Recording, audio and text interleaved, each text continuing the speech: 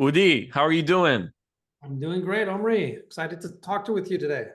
Thank you so much for taking the time. I know you're a busy man, and you're a man who have built brands. I do my best. I'm gonna start off with a tricky question. When I look at Gong and I see what you guys have done and the way you guys have, when you guys were still a startup and you guys have dominated LinkedIn, you guys ran a very, very specific LinkedIn playbook. Hmm. You're probably one of the engineers of the LinkedIn playbook that a lot of other brands are trying to replicate and do the same, especially in sales tech, among other verticals. But then it changed. Then somewhere along the journey, it feels like Gong got more mature. Yep. Um, and the playbook changed. Why do you think that is? And then obviously there's beautiful other things that you guys have done, like Super Bowl commercial, lots of other things. But I'm really asking specific about LinkedIn. Do you feel that LinkedIn playbook doesn't work well for mature companies or companies that are not young startups anymore? No, I think LinkedIn works great. Our marketing content and brand strategies all changed as the company evolved. So I think that would be a good starting point to explain how we're thinking about it. In the early years, like most young startup, our number one goal in marketing was just to create awareness and have people talking about us and noticing that we even exist. And the way that we found for doing that is having a strong point of view in everything that we did and everything that we said. So we had a kind of unique, playful, conversational tone of voice that we used. We had very bright colors that were not very common back then. Today, they've become more common, and I think we can take a little bit of credit for making that happen. So using the fuchsia pink and purple and having a crazy drooling bulldog as our mascot, that was unique when we launched those back in 2018. Today, they become a little more commonplace. And we just did all these crazy stunts to try and get noticed. I'll get back to the content in a minute and LinkedIn specifically, but just to explain the sort of evolution that everything hinges on. Then in 2020 or so, we were already a much larger company and we were starting to sell to some of the Fortune 500 companies, many of which use Gong. And I remember seeing messages from some of them like, why the hell is there a bulldog on my login page? So they didn't get that startup branding, which is okay. I'm not going to change them, but if I want to serve them, I better have a brand that appeals to them as well. And so in 2021, we launched a brand refresh, which made Gong enterprise worthy or enterprise ready. And we kept a lot of the same elements that were bold and strong and cheeky and got us to where we did, but we refined them. We matured them. We went from being this, reckless toddler to a mature teenager. And you see that in our visuals, you see that in our content, you see that in the distribution and the who's invited to our events and who's speaking at our events. So it was a different caliber of people, and that required change. We still use LinkedIn very, very often. And in fact, in the last couple of years, our growth has been the strongest that we've seen. Gong has over 250,000 followers on LinkedIn, which is a pretty respectable number for a startup, even at our relatively late stage. And we do that because we create content that we would want to consume. We create content that people are willing to pay for. And we have proof of this, which we can get into if you want. And we create content that is so valuable that both our audiences, our external audiences like buyers, customers, and prospects, they happily share. And it's exciting enough that our own employee base, and we have, what is it now, 1,300 employees or so, they're excited to share. So when all the Gong employees and our external audiences become ambassadors, it's very easy to pull off a LinkedIn takeover like That makes sense. Technical question. After the bulldog, for people who don't know, the bulldog was like a famous mascot for Gong. And then afterwards, there was a person who like kind of like an AI image or like kind of a graphic, and a lot of people thought it was Jordan Peterson. that. I haven't heard that one before, Omri.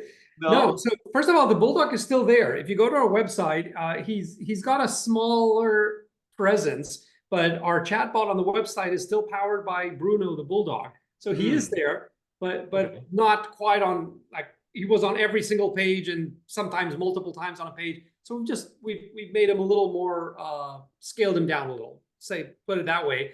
But since you mentioned some of the other graphics, I can quickly talk to our evolution there. So in the early days, we used custom commissioned photography. So we got a cast of characters. We auditioned actors, not models, but actors to represent a typical sales team like the ones that we were selling our software to.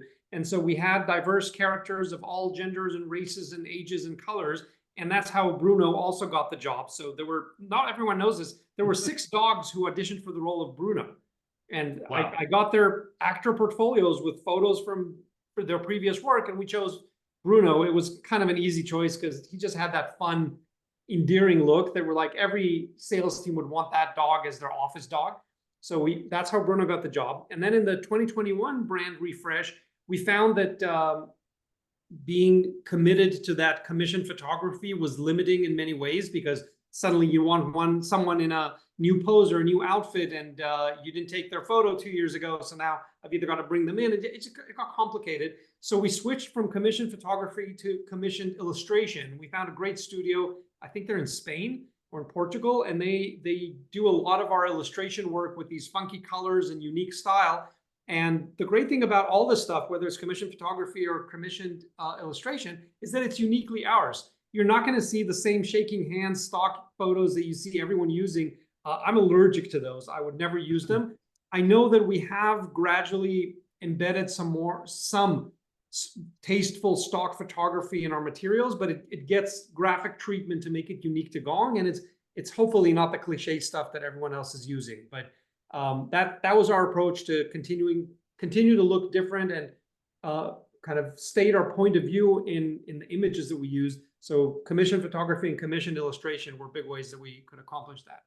Did you feel like a Hollywood producer when you were kind of auditioning those actors for the role? Sometimes. I mean, it's definitely a fun part of the process. We don't get to do that every day. You know, it's like when you mentioned our Super Bowl commercials, and we did a bunch of other videos over the years for commercials and demo videos. Even our demo video, you know, the first one ran for years. We were sorry to have to part ways with it when the product became so much bigger and different. But even that was a mini Hollywood production that got, I don't know how many millions of views, but we got a Hollywood actor. We rented this huge office space, and we had extras playing a whole sales team. And we didn't just want to show a boring, you know, screen demo that sometimes we need to do now because of the speed and things like that. But back in the day, we're like, if we're going to create another screen walkthrough, who's going to watch that? Nobody knows about us. Let's do something special. So we got a company that produces real commercials, and we came up with this whole storyline of this VP of sales who's walking us through their office and showing how the team is succeeding, and then gets to how they use Gong to make that happen. But we thought about it as storytelling, like what would make this exciting content that, you know, you'd want to watch as a Netflix series and not another, you know, screen walkthrough video that most companies do, because that's kind of lazy and boring. Right. And I think that's what, you know, made Gong so successful, you know, in terms of marketing and branding. And, you know, obviously you guys are super talented. You're super talented. Amit is super talented. Like, you guys are and build really talented teams, both in the marketing departments, the sales departments, and people are talking and raving about you guys without you guys lifting a finger nowadays. But I'm really interested to see and like understand your philosophy. Do you think marketing is an input game, or is marketing an output game? Let me explain what I'm trying to understand here. Is when you guys were like playing around, you know, early on with those LinkedIn campaigns, and then those Super Bowl commercial campaigns, and running things differently than, you know, the playbooks that other SaaS companies were running back in the day.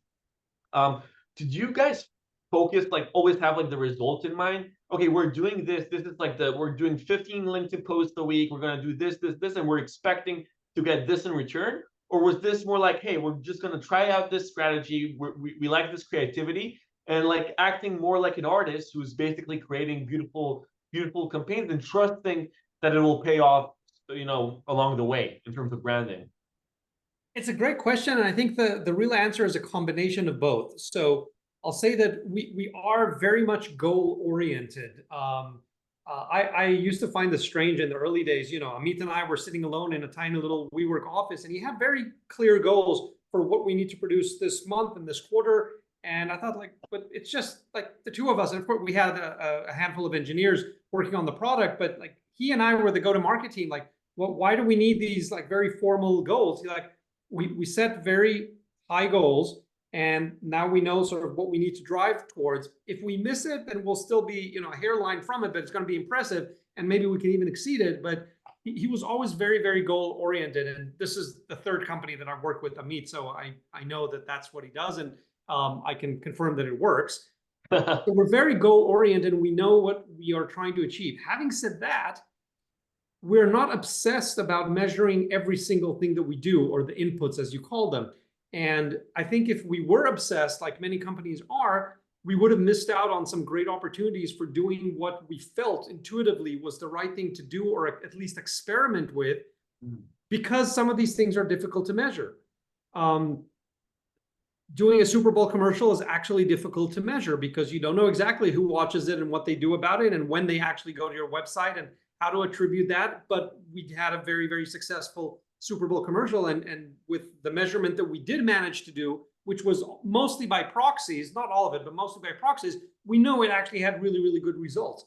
So we take a little bit of a leap of faith when we do some of these brand investments. You know, I did billboards for employer brand campaigns, and we saw a beautiful spike of inbound job applications, but it's not always as obvious. And I did a bunch of things from print advertising to, of course, our LinkedIn strategy and other stuff, but not every single thing is measurable. But we know that if it's a landslide success, we will know, because you'll see the spike, and it's going to be hard to ignore the correlation between, oh, we launched this campaign today and we had 50% increase in website traffic and demo requests that day. That's not a coincidence. We know it happened, even if we can't show the line between the campaign and the results. And then other times, we know that it's going to have a longer lasting effect, and there's hardly a downside to doing it except the energy and funds that go into it. So I think by not being obsessed with measuring every single thing, we were able to experiment and do a lot of fun, creative things that for sure got us noticed, and in many, many cases also had a somewhat measurable impact on the business. You know, so it's right now, it's not, you know, the easiest times for lots of those SaaS brands. You know, more like the younger startups, some startups that even raised Series A are finding it very difficult to hit their, you know, market product fit, their ICP. And basically what we're seeing a lot of things, you know, from the marketing side is a lot of companies are trying, because it's a tough time, right? And you know, capital is expensive nowadays. Hopefully it will get better soon. We're seeing a lot of in-house marketing teams trying to allocate every dollar spent to a result, right? So you're seeing people, you know, shifting budgets from branding activities and thought leadership activities and putting them into, you know, more paid advertising, more direct sales, those kind of stuff. And, you know, in my intuition says that that's a mistake, because, you know, the ad platforms keep on raising the price, the competition keeps on increasing. So you end up paying more per user if you're going through the PPC route all in. Yeah. And branding is how you differentiate yourself. You know, Gong, you know, Walnut, Taylor brands, a lot of amazing brands that you know, some of them we're so fortunate to work directly with. We're seeing how their branding has been able to, you know, cut those advertising costs down per acquisition. What advice do you give? Because I'm sure everyone consults with you, or at least everyone is trying to consult with you. What kind of advice do you give those fellows out there right now?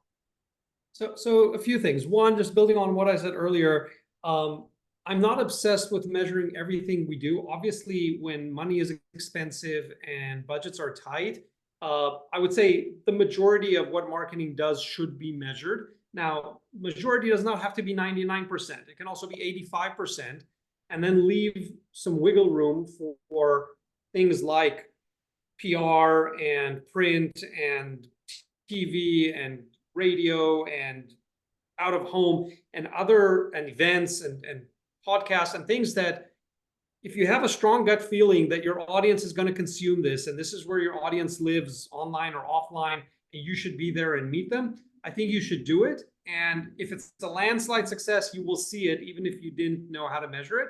So that's one approach. The side by side with that, I will have to say that agencies and media players who are in that sort of abyss of hard to measure brand campaigns, they also need to get better at showing their value and ROI, both in the short term and in the long term. There are technologies today, there's companies like Paramark and others who are using new ideas like marketing mix measurement to show what incremental pipeline you can create by doing things that are hard to directly attribute, like PR, because nobody's going to buy from a press release. Nobody's going to click on a link and go buy a B2B product from that. But they can now crunch the numbers and say, oh, look, in February and in June, you had these big PR campaigns, and look what happened to your pipeline creation. It actually shows that they're positively correlated with this PR campaign, so you should do more of them. So our measurement techniques are becoming more sophisticated, and I think everyone needs to keep up with that, because there are things in the marketing world, in that softer side of marketing that is not purely digital and purely measurable, that we've been giving them a lot of leeway, and they've been taking a lot of freedoms to say, well, you just can't measure this, but trust us, it'll do great for your brand. I think those days are slowly going away. And along with some brave experiments that marketers will continue doing and trying things once or twice, unless we all get better at measuring and showing at least some convincing impact of these investments, it's going to be harder to justify them over time. There was a period in, between 2018, 2021, roughly speaking, that money was free and everyone was spending money on everything and putting their logo on everything that made sense and didn't always make sense. Now that we're back to more rational thinking, and I think we've already hit rock bottom, and things are going to get better, but I think it might be a while if they ever go back to those crazy days of let's just put our logo on everything that someone will sell us. So we all have to get better at how we measure the impact of these things. Mm-hmm. 2024, this is election year in the US, and the political climate is, it's one of, I don't remember a more heated climate than this one. Obviously there's two wars going on, and I'm seeing some founders, some CEOs are being active politically, and then some other type of CEOs remain in the bushes or in the shadows. As someone who manages a brand and someone who, again, a lot of people consult with you, so you have this notion of how people think, right? You have this kind of understanding. What do you recommend? Do you like this sort of vocal CEO kind of moves where they kind of talk about what they think politically? Because business does get involved with, like, politics does get involved with business, no matter how you look at it. Sure. But being too vocal about it can actually hurt the company. Yes, for sure. And there's a price to pay for speaking up, and there's a price to pay that I think fewer people notice for not speaking up as well. So I've had this conversation with several CMOs, and I've had this conversation at Gong's executive leadership meetings as well. And we had a variety of opinions on big issues, and even on the issue of how much should we speak up, if at all. And I can tell you so I've heard all the opinions. And I have mine, which is of course better because it's mine, but I respect other opinions. I would say this, I've only been a CMO, I've not been a CEO. And as CMO, I think it was easier for me to make the choice to speak up regularly about issues that I care about. Examples could be, I regularly post about gay rights and women rights and other minorities. When the Supreme Court a couple of years ago overturned Roe versus Wade, I wrote about it the day it was overturned and how appalled I was. And I didn't wait for anyone in corporate to approve my message, and so on. Having said that, I think as a CEO, it's a tougher call. As a CEO, it's a tougher call, especially on issues which are very divisive.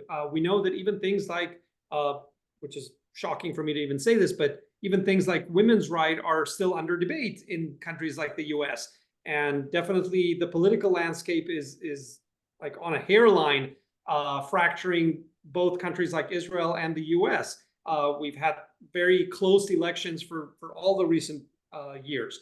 And so I think in those cases, the decisions that most CEOs make, but not all, are we don't want to alienate half of our employees and half of our customer base, because that's what we're going to do if we pick a side, which I would argue is also what you're doing by not picking a side, because you're pissing off people from both sides because they just assume you're not on their side. But set that aside for a minute. The focus at Gong has been, let's focus on supporting our employees. So for example, when certain states where we have employees made it more difficult for women to get reproductive health care, we stepped in and said, we believe that all of our employees, regardless of where they reside, should have equal access to reproductive health care. So if you need that sort of care, we have worked with our healthcare providers and our insurance providers. We're going to provide that healthcare. If you can get it, if it's legal to get it locally, we'll pay for it. And if it's not, we will pay for your transport to where it is legal to get it, and you can have it there.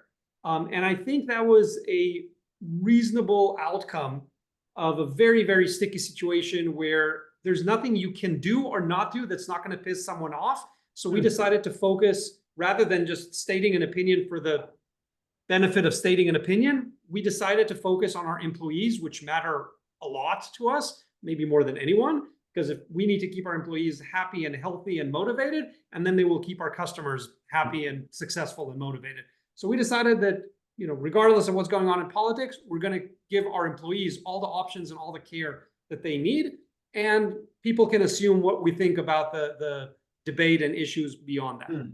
So you like, I haven't checked, so I don't know if I'm saying something, but I'm not going to be seeing like Amit Bendov basically just saying like, I'm voting, you know, Trump, or I'm voting Harris, right? He's not. You don't think he's going to do something like that?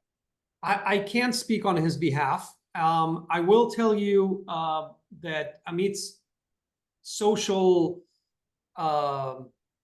what should I call it? Behavior? Social behavior has evolved over time. So I think even after the last election in Israel, so Amit and I are both born and raised in Israel, and Amit still lives there a big part of the year. I can share this because he shared it openly as well. He did not vote for the government that was elected in the last elections in Israel, and he kept quiet on it for a while, not wanting to piss off a lot of our Israeli employees who maybe did choose that government.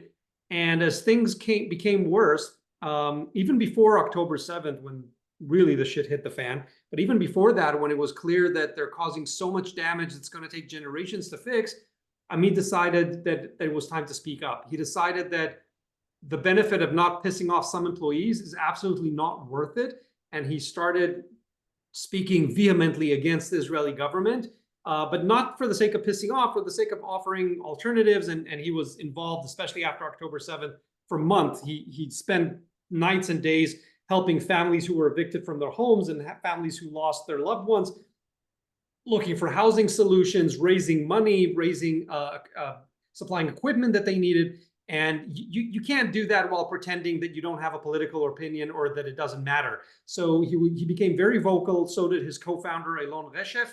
And he told me a sentence that I very much agree with. He said, look, if I think of myself in 10 years from now, what will I regret more? Pissing off a few people or not helping change when I thought it was still possible and very much needed? I know what the answer is. So he decided to speak up, try and drive the change that he very much feels that is needed. And if that pisses off a few people on the way, so be it. And were people pissed off internally? I don't know of any people like vocally at least. I have not heard any vocalization of people being pissed off, but I will I'll disclaim that by saying that I haven't been working out of the Israel office for the last 6 years. So if there are any discussions in there that I don't see in our digital world, you know, on Slack, on WhatsApp and LinkedIn, then maybe I'm just not aware of them. So if they're happening, I think they're kind of subdued. And, you know, I'm also okay with not everyone feeling comfortable and at home everywhere. And I'll explain what I mean. There are things that I think most of us would agree on, like when someone says, oh, we want to be inclusive of everyone and accept everyone's opinion. Really? Do we want that? Do we want racists, misogynists, and homophobes to feel comfortable at Gong? I don't. I don't want them to feel comfortable. I don't want them to come work for us. If we have any of those people, I want them to leave. I want to make them uncomfortable. So I think it's a nice ideal to put on an HR poster. I don't think it stands the test of reality. And if you really ask people, do you want to work on your team with people who deny your right to exist or love someone or marry someone or have control over your body? Like, do you want them to feel comfortable on your team? I don't think they would. And so you and I might draw that line in different places, but I think we all have that line. And so I'm not too worried about pissing off people. I think having a point of view and standing for something is actually really important. I think most people respect that in other people and especially in leaders. And also if it's not the same opinion that you have, so that's also something to be respectful of. Like, Yeah. you know, Yeah, I want to know what those opinions are, and I want to be able to choose, and I say this from a place of great privilege, I want to be able to choose the people that I surround myself with. So fortunately, I have more than one job option, and I would want to know how my CEO feels about gay rights. And if he does not see them as basic human rights that should not be up for debate at all in 2024, I probably don't want to work for that person. I prefer knowing that and moving on right. than making the mistake or having to wonder what my boss thinks about that. You know, there's, I know we have several more minutes, and there's two things here that I want to ask you, but I just want to say one thing. And this is, I think this is enormous compliment for you, and I think this is something that you should be so proud of. And as proud as you are of the brand you build, you should also be proud of that. So, you know, I have a gay brother, super talented individual, and when he came out of the closet, and I was actually the first person he came out to before my parents. He went straight to me, even before my parents. I cried because obviously it was an amazing moment, and he told me that he felt comfortable doing that because of people who talk about it, and that he saw how successful people who talk about it are. And you've been a big part of that. So I think, you know, Thank you. this is an achievement that is as important as a you know, capitalistic brand, which is amazing, and in its own right, right? Like, those are two big accomplishments, and I think you should be very you should reward yourself and like know that you brought a lots of value to the community. I appreciate that. I don't take lightly the position of power that I have, and I try to use it for good. And I think people in senior positions in business and in politics and in arts and in sports who don't use that position of power to spread good in the world and make other people feel comfortable in their own skin and show them positive role models, and that, yeah, you can actually be a NASCAR champion and be gay. And yes, you can be an Olympian medalist and be gay. And you can be a head of state and be gay. And you can be a head of Apple and be gay. People who don't do that are missing out on opportunity. And I say that carefully because I know some people are still on their own journey, and that's fine. But I think that people in those positions have a obligation to use that position of power to help others climb the ladder. And I did not have these role models when I was growing up. I did not know of any head of major company, let alone politician or athlete, who was gay.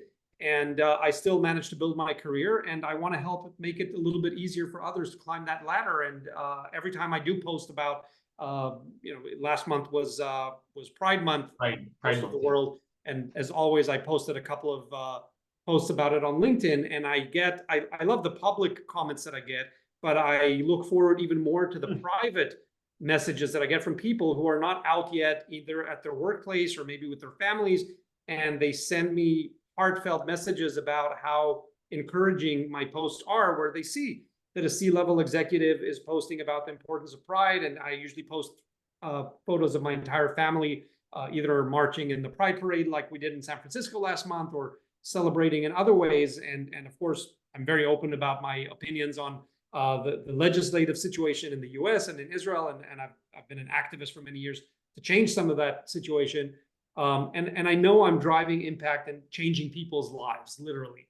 And so I think everyone who does that is contributing to a better world. That's amazing. Two last questions for you. One, you're a super productive person, so I just want to understand if there's some sort of system, a daily system that you run, weekly system. How do you kind of manage your to-do list, your calendar? Is there like a process? Yeah, my time management system is embarrassingly simple, but very effective. And like most things, if it's simple, it works. And I use my calendar as my only time management tool. I do not have a to-do list. I haven't had one in decades. The problem with to-do list, as anyone who's read or subscribed to get things done methodology, is that a to-do list doesn't show you the priority of your tasks. It doesn't show you the deadlines of the tasks. It doesn't show you how long each task should take. And the best way to manage all of that is on the calendar. So I use my calendar for both my personal and my professional life. If I need to work on a presentation and I know that I need to present it by next Monday, and I know it's going to take me 4 hours to do, I'm not going to spontaneously find 4 hours on my calendar and sit down and do it. It's just never going to happen. So I block 4 hours to do that well ahead of my deadline, and I make it happen. If I need to call my plumber and I've got a slot today between 2 and 2:30, I will put a slot in my calendar to call the plumber and schedule them. That way I free my mind from worrying about all the things that create anxiety. Oh, I need to call the plumber, and oh, I need to work on that presentation. The moment I put it in my calendar, I already get that dose of relief, because it's not sitting weighing down on me anymore. It's on my calendar, so I know I'm not going to miss it. I'm going to get to it. And by putting it at the time and at the duration that reflect the urgency and how long it will actually take me to complete the task, I know that it's going to happen. So as anyone who's ever done open sea diving knows, you plan your dive and then you dive your plan. So I plan my days and my weeks, and then I live them by my calendar. So everything that I need to get done, and my husband knows that as well. Like, if you need me to do something, put it on my calendar. Don't send me a message. Just put it on my calendar. If I need to pick up the kids, it better be on my calendar, because that's the only way it's going to happen. And then if it is on my calendar, it happens. It's a Google Calendar. Use Google. I do. I use Google Calendar, but yeah, I mean, depending on where each of us work, we might have an Outlook calendar. Luckily, you can, or whatever calendars, you can combine them all today. They talk pretty nicely with each other. Awesome. Last question. Favorite book that kind of influenced you, on a personal level. It doesn't have to be a business book. It could be something that kind of touched your heart. And I do quite a lot of reading, actually, and some of my favorites from the last few months, I would say. One is The Power of Regret by Daniel Pink. It's a fantastic book where he surveyed tens of thousands of people about their regrets at different stages in life, and then proposes a brand new categorization of them to understand what are the most common regrets. And then the rest of the book focuses on how to avoid having these regrets with things that we can all do now. And if you're very late in life, or if you regret not getting back in touch with someone who's no longer with us, how to better deal with those regrets. So I think everyone can get something out of that book, and it's very powerful, very easy read. I highly recommend it. So I love that one. Another one that's not as easy a read, but also made me think about a lot of things in it, is called The Courage to Be Disliked. It touches a little bit about the topics that we talked about today. It's not an easy read, but I think it's a well worth read to get through. And then the last one I'd recommend is Trevor Noah's Born a Crime. So it's his autobiography of growing up in South Africa during apartheid and after apartheid, and how it affected him. And there's so many beautiful lessons about friendship, and of course things like racism and other issues that we're still dealing with today. And just a fascinating book. And he's a gifted writer. And anyone who's seen his stand-up or late-night shows knows. Or podcast. He has a great YouTube show. Born a Crime. I also got an opportunity to see him here in person a couple of months ago in San Francisco. Brilliant mind, and I adored the book. So those are a few recommendations. Amazing. And the last one, it's a tough one for someone like you. Mozart or Beethoven? It's not a tough one for me. It's not a tough one for me. It's Beethoven, 100%. Okay. 100%. Which my husband would disagree on. So he's a big Mozart fan. I'm a big Beethoven fan. Does he play as well, by the way? Does he play? He does not. He does not. He's a student of music without being a musician himself. And we go here in San Francisco. We're fortunate to have a great symphony orchestra and opera house and ballet house. And so we go to a lot of performances. So he definitely enjoyed last month's production of the Magic Flute at the Opera House. I enjoyed the Beethoven symphonies at the Symphony Orchestra. So we both get our fix here. Udi, thank you so much for taking the time. It was Thanks amazing. for having me on, Wayne. Thanks for You're everyone listening. amazing.